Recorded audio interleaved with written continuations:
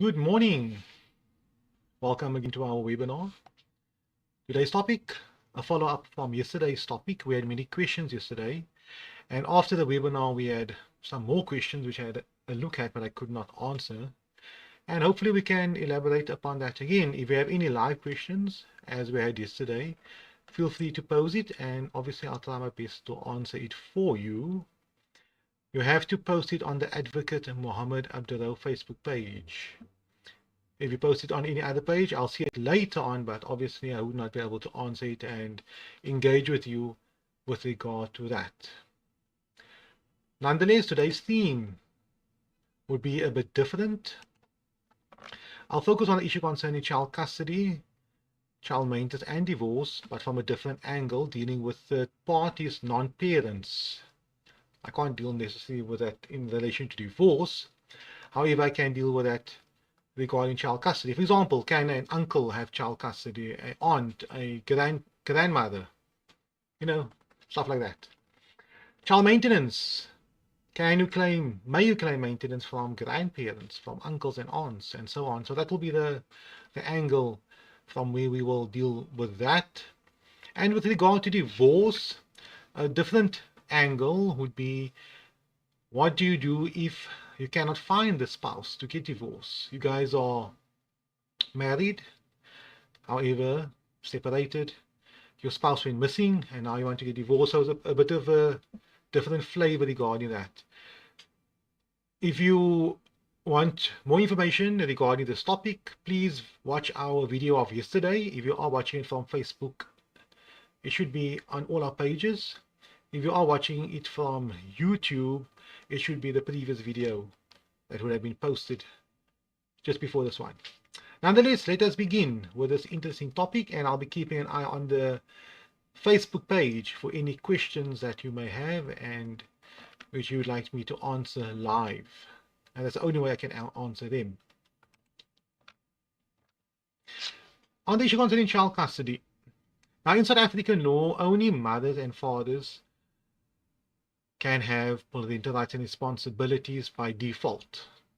When a child is born, grandmother has no rights, grandfather has no rights, aunt and uncle have no rights to the minor child. If the parents decides to move overseas or move away or not allow any of the parents or siblings or their siblings to have any contact with the minor child, that is it. Unfortunately, you as uncles, aunts, grandparents have no default rights to a minor child. And in the same way, by default, you have no responsibility towards that child, for example, paying child maintenance and so on. There might be a social responsibility, a cultural or religious responsibility, but from South African legal perspective, there is no obligation. The parents are responsible for that. That's a default situation. That's the point of reference. However, when dealing with matters concerning children, in child custody matters, we focus on what is in the minor child's best interest all the time. If a third party, let's say an aunt, cares for a minor child, and the parents are unable to care for the minor child, and the aunt looks after the minor child, rears the minor child, and now a few years later the parents clean up the act and they decide, no, we're taking the child back and we're continuing caring for the minor child. That is good and well. I'm happy for that. However, now the parents decide, we had a bit of a fallout with the aunt. The aunt still keeps telling us how to care for these minor kids because she looked after them for 5 years. And we're cutting ourselves from this aunt, or from my sister or the child's aunt. What happens then? Must the aunt accept it? If the aunt wants to accept that situation, that is fine. Nothing will happen after that. Or the aunt can say, you know what, I think I want to remain in the minor children's lives, continue forming part of their lives. And if the aunt makes such a decision, the aunt can approach the court. And the court can apply its mind to the situation. And if the court believes it will be in the minor child's best interest for this aunt, this third party, to acquire parental rights and responsibilities over the child, for example, have rights to have contact with the child on a regular basis, whereby the minor child might overnight by the aunt's home every second weekend, meaning the parents would not have any actual physical contact with the minor child for those 4 days in the month, every second weekend. Then the court would make such an order because it would be in the minor child's best interest. And under these facts and circumstances, if the aunt cared for the minor child for 4 or 5 years, the minor child at some point believed the aunt was her mother or their mother or his mother, and the minor child misses his aunt and wants to see this aunt because the parents were missing. The child now knows, okay, this is my mom and dad, but you were not my mom and dad for the last 4 years. You can approach the court, and the court can apply its mind to the matter, listening to what the father has to say, the biological father, biological mother, listening to what the aunt has to say. Maybe there's an expert on board, the school teacher, family advocate's office, psychologist, counselor. See what all they have to say, and if it concludes that it is in the minor child's best interest for this third party and aunt to acquire parental rights, the court will make such an order. These third parties could be anyone. Could be a grandmother, a grandfather, could possibly be a very older sibling, that's also possible, or totally third parties, people that just cared for the minor child. That is not a problem. Obviously, the court will look at all the circumstances and all the facts. I do not for one believe that if a minor child was cared for by certain persons for quite a long period of time, and now the parents decide to take back the minor child, that it would be in the minor child's best interest not to have any contact with those specific persons. That would not be in the minor child's best interest. In my view, if all else is equal, obviously, I can think of a scenario, which is my job, where it will not be in the minor child's best interest.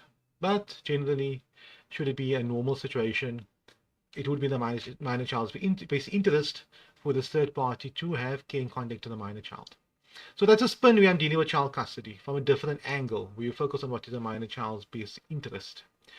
Regarding child maintenance, we have discussed in our previous video yesterday how child maintenance is calculated. We dealt with a few scenarios, etc. But let's take it from a different spin. Let's say, for argument's sake, the parents themselves cannot afford to pay the child maintenance or to maintain the child financially. Let's say the mother earns a small amount of money and the child lives with the mom. The father, unfortunately, cannot be found, or the father cannot afford. He's a student or he's working, but he's earning very little money. But the child requires a lot of money. Not a lot, but more than what the parents can afford. The mother's parents, they are around, but they are pensioners and they also have limited monies. But the father's parents are quite wealthy. They have money. And they can afford to maintain this minor child because the father cannot maintain the minor child at all. Under those circumstances, it is possible to approach the maintenance courts, and the courts would look at all the circumstances, all the facts of the matter, calling the parents, the paternal grandparents, maybe calling the maternal grandparents as well, to verify that they cannot afford to also contribute. And the court would make a fair decision, and the court may order that the paternal grandparents of the child, despite the parents not having been married to each other, that the paternal grandparents should maintain the minor child, should pay some form of maintenance in order for the minor child to be able to live. For example, the child was fine, the child was quite young, and the mother could survive with her money to care for the child, but now the child has to go to daycare, or the minor child has to go to creche, or aftercare, whatever the case may be, or to school. And those are quite expensive. Child requires school clothing, etc. And now the mother requires more money. Father cannot afford it. His parents can afford it. If her parents can afford it, wonderful. She can approach the court to enforce them as well. But generally, the mother's parents would give their contribution, whatever it may be. So that's the one spin on child maintenance. The other spin, or the other issue that may arise, is that one parent, or at least a parent who has to pay child maintenance, no longer lives in South Africa, lives overseas, lives abroad. And now you would like to claim maintenance from that specific parent. Obviously, our courts have only jurisdiction over people living within the area of the jurisdiction, basically South Africa, or the Magistrates Court jurisdiction, or the High Court's jurisdiction, and so on. For example, the High Court in Cape Town would have it over the Western Cape. The Magistrates Court in Cape Town would have it over the Cape Town area, and so on. Johannesburg, KwaZulu-Natal, etc. That same principle applies. But a judge in Cape Town cannot direct an officer in the United States, officer, do this, force other party to pay maintenance, and so on. That's not how it works. We do not have power over other countries. And the same way, they do not have power over our citizens. There are, however, international agreements, treaties that have been signed between countries to sort out these issues. One would be, for example, the Hague Convention on Child Abductions. That's not a full term, it's quite a long term. But nonetheless, if one parent removes the child from South Africa, takes the child to a different country without the consent of the other parent, that's seen as child abduction, and you can apply international legal principles, and following certain diplomatic channels, the minor child could have to be returned to South Africa. So we work with the governments are working together regarding that. But nonetheless, we're discussing child maintenance. There is an act called, a piece of legislation called the Reciprocal Enforcement of Maintenance Orders Act, South African piece of legislation dealing with the reciprocal enforcement, meaning reciprocal. South Africa has an agreement with America, for argument's sake, and they will assist each other in enforcing whatever maintenance orders that are in place in the Pacific countries. I am seeing certain questions. Thank you very much for that, and I will deal with that shortly after I've explained the scenario. So we have an agreement with the United States. Certain states in the United States, South Africa has an agreement with them, whereby if the person who has to pay maintenance lives in the United States, a complaint will be made locally in South Africa, in the South African Maintenance Court. You will outline that you are the parent, the child is living with you, these are your expenditure, this is the father, he lives overseas, in my example here, and there'll be an inquiry, and the court in South Africa will come to a determination, okay, under these circumstances, the child costs X amount of money, and the mother can afford so much, and we think a reasonable amount of maintenance would be X. They would send that documentation via diplomatic channels to the state in America, to their Pacific Maintenance Court, whatever they have that side, and that maintenance court will get hold of the father, call him in, and then do an inquiry that side. And they will come to an amount, and that specific amount would be made an order of court in the United States, and obviously that details will be sent down to South Africa via diplomatic channels. So the opposite also applies. If a person who has to pay maintenance lives in South Africa, the authorities in the United States will send that specific order, maybe that's the provisional order, to South Africa. We will call in the other party, look in the matter, come to a decision, and obviously make an order and send the order down to the United States. So this is reciprocal enforcement of the maintenance orders. So that's something interesting where that is concerned. We have some questions. Wonderful. Let us deal with that. We copy it in quickly.